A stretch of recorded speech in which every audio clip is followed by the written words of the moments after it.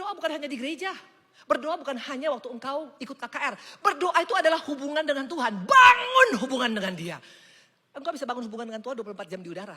Gak perlu engkau harus di gereja, dimanapun engkau terkonek dengan dia.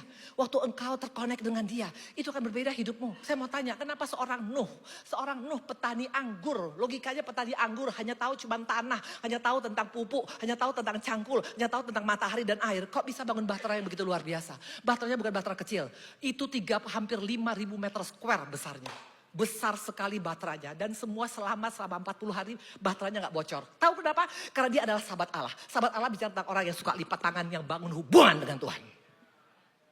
Mau berhasil dalam bisnismu? Tanpa bangunan hubungan dengan Tuhan, engkau tidak akan dapat hikmat. Hikmat bukan dari dunia, hikmat dari Tuhan.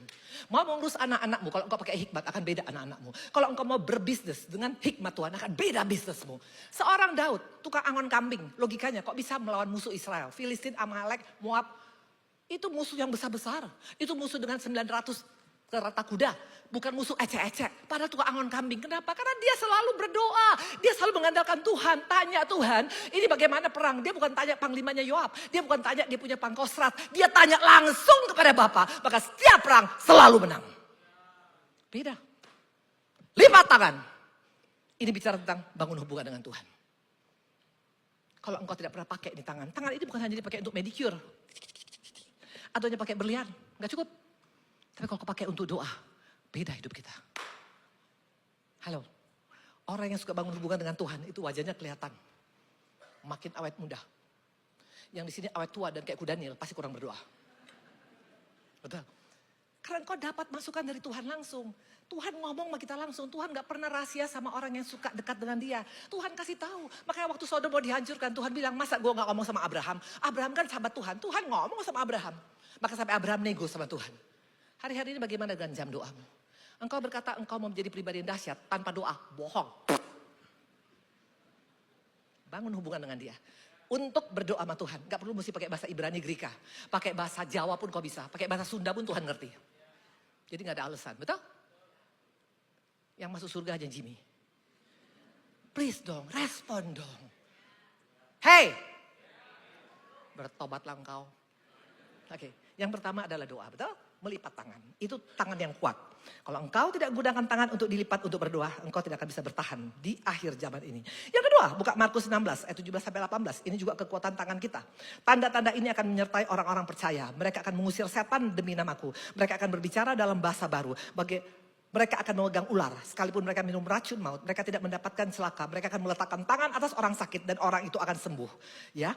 Kapan Tuhan ngomong ini? Waktu sebelum Tuhan naik ke surga, Tuhan kasih kita otoritas. Tangan kita itu bisa ditumpang tangan orang sembuh. Mungkin kau bilang, mana Bu Indri buktinya? Saya tumpang tangan gak sembuh-sembuh. Masalah sembuh atau gak urusan Tuhan. Tapi masalah engkau percaya dengan iman, letakkan tanganmu, kesembuhan terjadi. Itu yang saya lakukan pada cucu kami. Waktu cucu kami kemarin dibilang dokter, itu kata dokter di Bandung, profesor padahal. Waktu cucu lahir 3,2 kilo, itu sehat luar biasa. Sebulan kemudian dia kuning, jaundice abis. Sampai berbulan-bulan. Sudah banyak semuanya, udah banyak dia punya masalah dalam dia punya liver. Dokter bilang ini kena tokso, buta, tuli, retarded. Tapi kalau engkau pakai tangan penuh kuasa, engkau tumpang tangan kepada orang yang sakit, kepada anakmu, kepada cucumu, kepada suamimu, kepada istrimu, kepada jemaat. Engkau percaya dan engkau yakin, gunung pun bisa kau pindahkan. Dan apa yang terjadi? Sekarang di umur setahun 1 bulan, pinternya luar biasa. Tepuk tangan Tuhan Yesus. Pakai.